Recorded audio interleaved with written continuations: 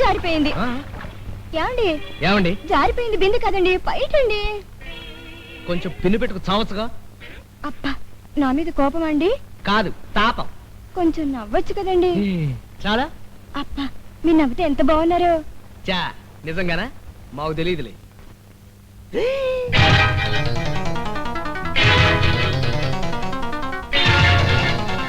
ఉసే సుబ్బులు, అదేమిటి అలా వెళ్ళిపోతున్నావు? నువ్వింత మాయగాడు అనుకోలేదురా. నన్ను మోసం చేసి సెకండ్ సెట్ పెడతావా? నువ్వు కూడా నన్ను మిస్అండర్స్టాండ్ చేసుకున్నావే. అది మా అత్త కూతురు, పాపం చిన్నప్పుడే పిచ్చిదైపోయింది. నేనే మొగుడిని అనుకుని తాళి కూడా అదే కట్టేసుకుంది. ఎవరు తినేది అంత దగ్గరికి వచ్చి మాట్లాడుతోంది? కనపడ్డలా ఆడది.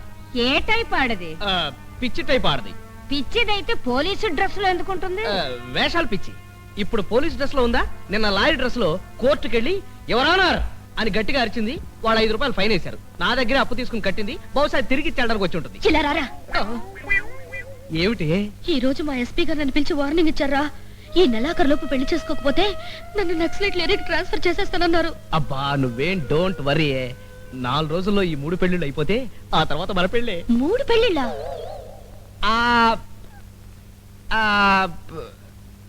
అన్నట్టు నీకు తెలియదు కదూ. మా father mother flash back scene లో నీకో సీన్ చెప్పడం మర్చిపోయాను. ఏమిటి? మా నాన్నకు చెల్లెలు, దానికో 4 కూతుళ్ళు ఉన్నారు.